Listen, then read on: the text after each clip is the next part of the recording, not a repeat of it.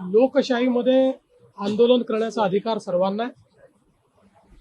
केवळ लोकशाहीमध्ये आंदोलन करतानाही संविधानाने दिलेले हक्क आणि त्यासोबत संविधानाने टाकलेली जबाबदारी या दोन्ही गोष्टी लक्षात घेतल्या पाहिजे.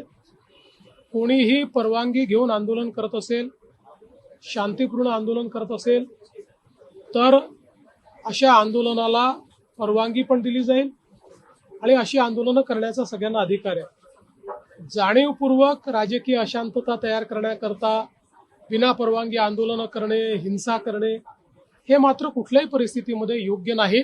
त्याच्यावर आवश्यक ती कारवाई केली जाईल. सजा प्रवृत्ती यासाठी प्रयत्न करतात, काही चुकीच्या प्रवृत्ती आहेत का यामध्ये? कारण दिल्लीत असेल, मुंबईत देखील असेल.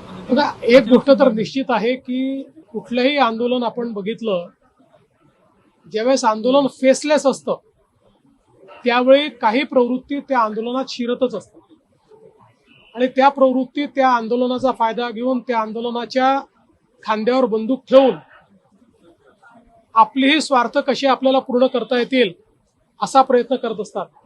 तर दिल्लीमध्ये जे आंदोलन झालं, अनेक राजकीय पक्ष त्यामध्ये आपली पोळी कशी भाजता येईल हा प्रयत्न करतायत. अनेक अशा संघटना की ज्या संघटनांचा या विषयाशी घेणं देणं नाही आहे, पण अराजकता कशी तयार करता येईल त्याचाही प्रयत्न करतायत. ज्यावेळी फेसलेस आंदोलन असतं त्यावेळी आपण दिल्लीमध्ये देखील बघितलं की कशा प्रकारे नेतृत्वहीन अशा प्रकारचं एक त्या ठिकाणी व्यवस्था आपल्याला पाहायला मिळाली.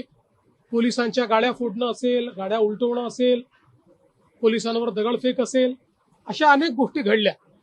तर एक गोष्ट मी आपल्याला सांगतो की कुठल्याही सरकारला आपल्या नागरिकांवर लाठीचार्ज करणं हे कधीच आवडत नाही.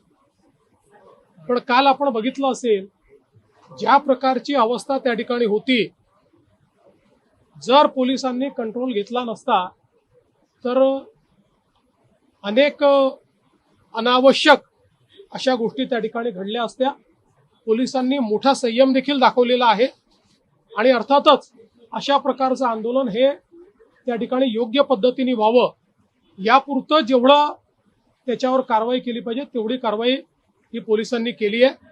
मला असं वाटतं की याच्या खोलात जर आपण गेलं तर मी काही सगळ्या आंदोलकांवर त्या ठिकाणी कुठलाही आरोप करू इच्छित नाही. काही लोक चांगल्या भावनेने देखील करत असतील, पण हे निश्चित आहे की त्याच्यात असे लोकही घुसलेले आहेत की ज्यांना आपला स्वार्थ साधायचा आहे, ज्यांना या नीटशी काही घेणं देणं नाहीये, ज्यांना केवळ अराजकता तयार करायची.